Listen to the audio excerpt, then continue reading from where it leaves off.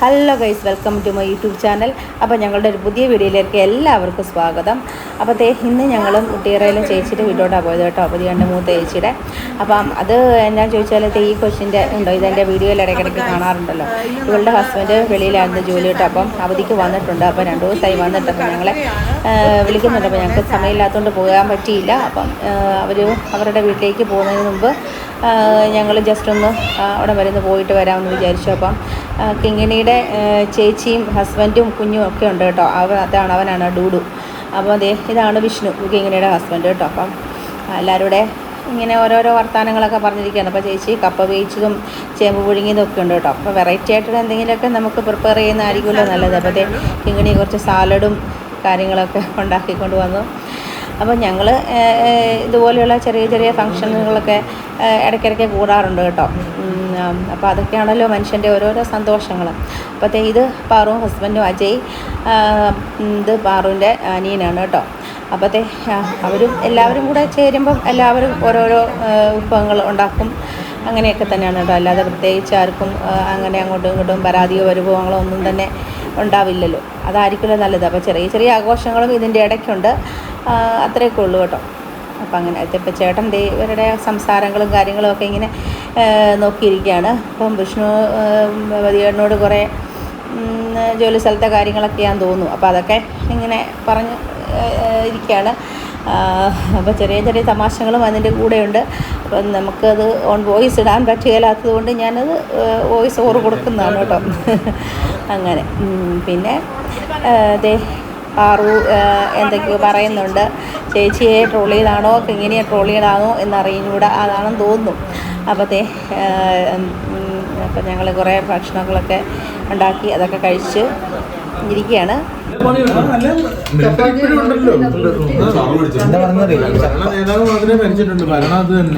വെറുതെ പറഞ്ഞില്ല, ഇന്നിവിടെ ചപ്പാത്തി ഉള്ളു കഴിക്കാൻ. അതുകൊണ്ട് പ്രൊമോഷൻ സ്വന്തമായിട്ട് പ്രൊമോഷൻ ചെയ്തു.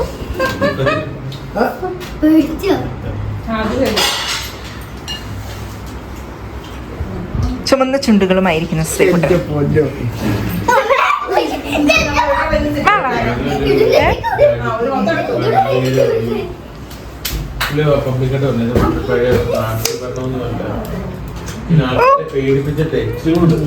ലൈഫ് ഭയങ്കര ബിസി ആയിട്ട് പോകുമ്പോഴേ നമ്മളിങ്ങനെ ഗാദറിങ് ഇടയ്ക്കൊക്കെ ഉണ്ടാകുന്നത് നല്ലതാണ് കേട്ടോ. ഒരു റിഫ്രഷ്മെൻറ്റും അതുപോലെ ബന്ധുക്കൾ തമ്മിലുള്ള ഒരു ഒത്തൊരുമയ്ക്കും ഒക്കെ അതൊക്കെ ഒരു കാരണമാകും അല്ലേ. അപ്പോൾ അതൊക്കെ ഒരു നല്ലൊരു കാര്യമായിട്ടാണ് എനിക്ക് തോന്നുന്നത് കേട്ടോ. നമ്മുടെ വീട്ടിൽ കുഞ്ഞുങ്ങളൊക്കെ ഉണ്ടെങ്കിൽ അവരുടെ ഒരു സന്തോഷവും അവരുടെ കൊച്ചു കളികളും ഒക്കെ നമുക്ക് കണ്ടുകൊണ്ടിരിക്കാൻ സമയം പോകുന്നത് അറിയത്തില്ലല്ലോ അല്ലേ.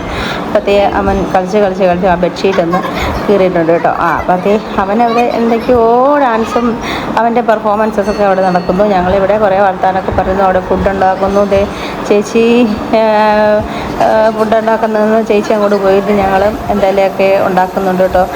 പുതിയ ഐറ്റംസാണ് അതെനിക്ക് തോന്നുന്നത്. ഞാനിതുവരെ കഴിച്ചിട്ടില്ല. പക്ഷേ ഇങ്ങനെ അത് കുറേ മുളക് പൊടിയൊക്കെ ഇട്ടാന്ന് പുതിയ ഐറ്റമാണെന്നാണ് പറഞ്ഞാൽ. എന്നാൽ ഓക്കെ ആയിക്കോട്ടെ, നമ്മൾ എന്തും കഴിക്കാൻ നമ്മൾ റെഡി ആയിട്ടാണല്ലോ നിൽക്കുന്നത്.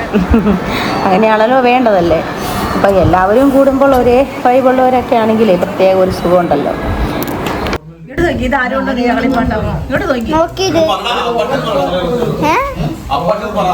അല്ല വിഷ്ണു ഭാഷ ഉണ്ടെന്നാണോ അത്?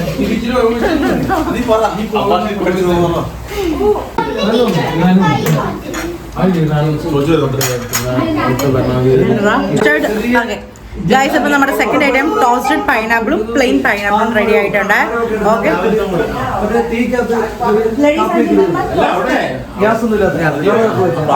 നമ്മള് വീഡിയോ ഒക്കെ എടുക്കും. ഡാമിൽ പോവാം, പിന്നെ മറ്റേ ഇവളുടെ വീട്ടിൽ പാർവതിന്റെ വീട്ടിൽ പോവാം.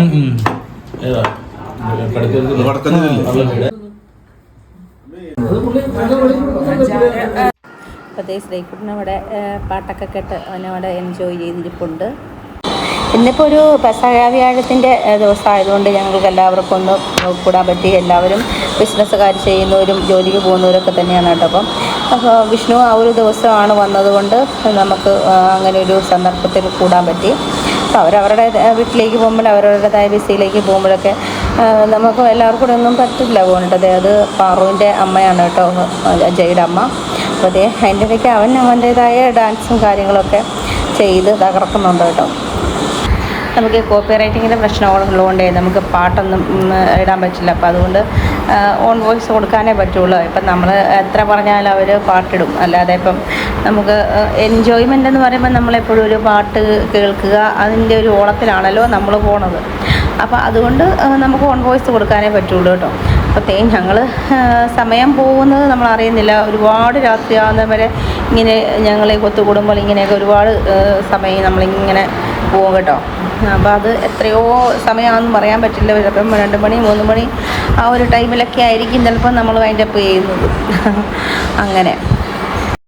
അങ്ങനെ നമ്മുടെ മീൻ പൊള്ളിച്ചത് വന്നിട്ടുണ്ട് കേട്ടോ. കിങ്ങിണിയുടെ സ്പെഷ്യലായ ഡിഷാണ് മീൻ പൊള്ളിച്ചത്. വാഴയിലയിലൊക്കെ പൊതിഞ്ഞ് കുറച്ച് സവാളയും അത് മസാലയൊക്കെ ഇട്ട് പുള്ളിക്കരത്തി അത് പ്രിപ്പയർ ചെയ്യും. അത് പുള്ളിക്കരത്തിയുടെ ഒരു സ്പെഷ്യൽ ഡിഷാണ്. അടിപൊളി, സൂപ്പറായിരുന്നു കേട്ടോ. അപ്പോഴത്തെ നമ്മൾ മീൻ പൊള്ളിച്ചതൊക്കെ കഴിച്ച് ഇങ്ങനെ നമ്മൾ ഓരോ സമയം പോകുന്നത് അറിയുന്നില്ല കേട്ടോ. ഇങ്ങനെ ഓരോ പിന്നെ ചേച്ചി ആങ്ങളെയും കൂടെ ഇവർക്ക് എപ്പോഴും പാട്ടേ ഉള്ളൂ കേട്ടോ. അപ്പം ചേച്ചി ഇപ്പോൾ പാട്ട് പാടിയാലും മതിയാലും പാടിയാലും മൊബൈലുമായിട്ട് വരും, മൊബൈലിൽ വീഡിയോ എടുക്കും, ഇതൊക്കെ തന്നെ സ്ഥിരമായ ഒരു കാര്യങ്ങളൊക്കെ ഇങ്ങനെയൊക്കെ തന്നെയാണ് കേട്ടോ. പിന്നത്തെ ഇങ്ങനെയുടെ വക ഒരു പാട്ടും കുത്തുമൊക്കെ ഉണ്ട്. നമുക്ക് എന്നാ പറയുന്നത്, രസമായ ഒരു കാര്യങ്ങളാണ് കേട്ടോ. ഇങ്ങനെയുടെ പാട്ടാകുമ്പം നമ്മളിങ്ങനെ കേട്ടിരുന്ന് പോകുമല്ലോ. അത്രയ്ക്കും മാധുര്യമായ രീതിയിലാണല്ലോ പാടുന്നത്. അത് തമാശയാണ് കേട്ടോ എല്ലാം. അപ്പോൾ അങ്ങനെ അതെല്ലാം നമ്മൾ ഇങ്ങനെ എൻജോയ് ചെയ്തിരിക്കുകയാണ്. ചാത്തനും നീലിയും തമ്പാൻ പഠിക്കും ചെന്നേ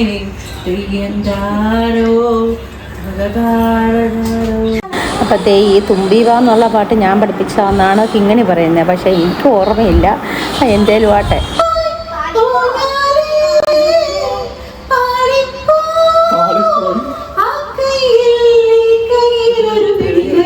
ഞങ്ങളൊരു അന്താക്ഷരി കളിക്കണം കേട്ടോ. ഓക്കെ, അന്താക്ഷരി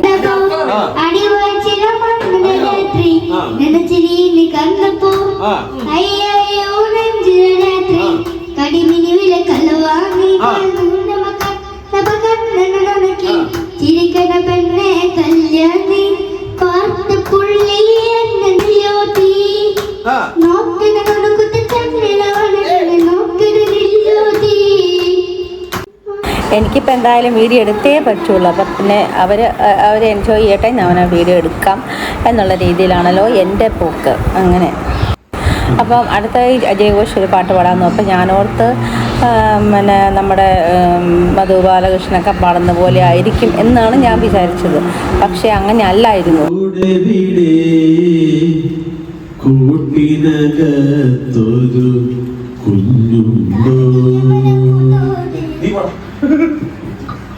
കാക്കേ കാക്കേ കൂടവിടെ കൂട്ടിനകത്തൊരു കുഞ്ഞുണ്ടോ.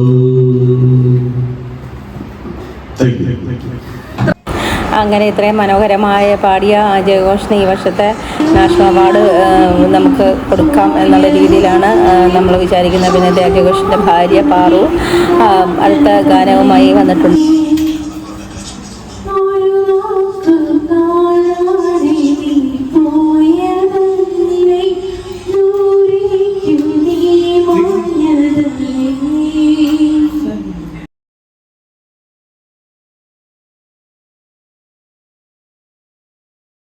അപ്പോഴത്തേ നമ്മൾ ഭക്ഷണമൊക്കെ കഴിഞ്ഞ് കുറേ നേരം നാട്ടുവർത്താനങ്ങളും കുറേ തമാശകളും ഒക്കെ പറഞ്ഞ് ഇങ്ങനെ ഇരിക്കുകയാണ് കേട്ടോ. അപ്പോൾ അതിൻ്റെ ഇടയ്ക്ക് ഇഷ്ടവും ഇങ്ങനെ ഓരോ പാട്ടൊക്കെ പാടി. അപ്പോൾ ഇന്നത്തെ വീഡിയോയ്ക്ക് ഇത്രയൊക്കെ ഉള്ളൂ. വീഡിയോയ്ക്ക് ഇഷ്ടപ്പെടുന്നവർ ലൈക്ക് ചെയ്യണം, ഷെയർ ചെയ്യണം, സബ്സ്ക്രൈബ് ചെയ്യല്ലോ അല്ലേ. അപ്പോൾ ശരി, ഓക്കെ, ബായ്.